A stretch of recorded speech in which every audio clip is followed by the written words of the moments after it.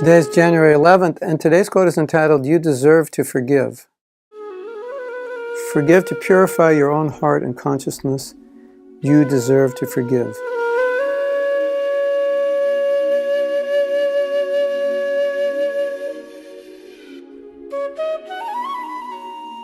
Another way of saying this is, you deserve your own forgiveness. So sometimes we think, well, what this person did was so bad, so horrible, so insensitive, so immoral. They don't deserve to be forgiven. Or sometimes we want to forgive, but we just can't. So in those situations, I tell people, try to look at it this way. Even if you think this person doesn't deserve your forgiveness, or you just don't know where to find that forgiveness within you, you deserve to forgive them for yourself. You deserve your own forgiveness. Let's say that again. It's powerful. You deserve your own forgiveness. Okay, they don't deserve it. All right, whatever. But when I teach people how to forgive, I say, well, let's just forget the person. Let's deal with what's going on inside of you. Now, whatever they did, they did.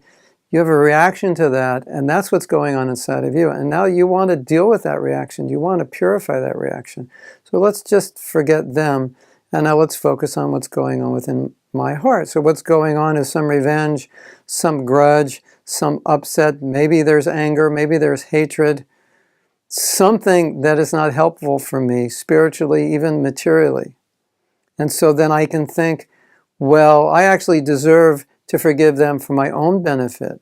So even though they don't deserve it, I will forgive because I deserve my own forgiveness to them. So that's another context to put it in that might just push you over the fence when you're having difficulty forgiving. Now, as devotees, another thing that should push us over the fence is that devotees don't hate anybody. Devotees have no ill will towards everyone and towards anyone.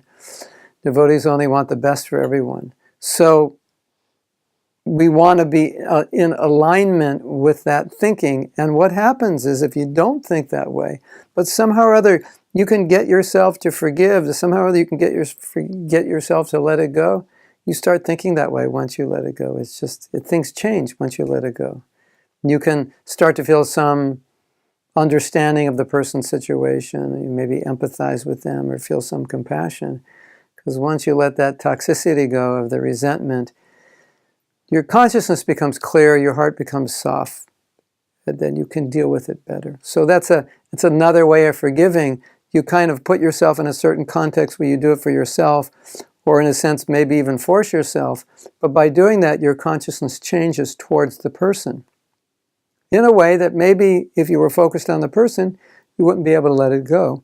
But now you're focused on doing it for your own benefit, and because you did it, you become purified, and then your heart changes. So just a way of putting things in context if you might need that. You deserve your own forgiveness, and you can apply that to anything. You may be upset about so many things, but you don't deserve to be angry or to be envious or to be jealous. You don't deserve that. You deserve better. You deserve to be respectful. If you tend, let's say, to get upset about what a devotee does and you could make an offense, you don't deserve to make an offense. You deserve better. Be kind to that devotee. Be nice. Be respectful. Even they did something wrong.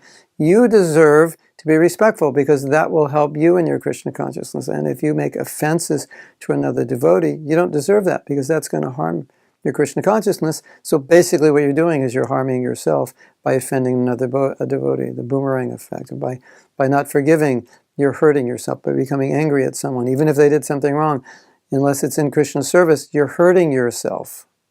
So doesn't make sense. We deserve better. Treat yourself right. Take care of yourself. Don't hate other people because that boomerangs back at you.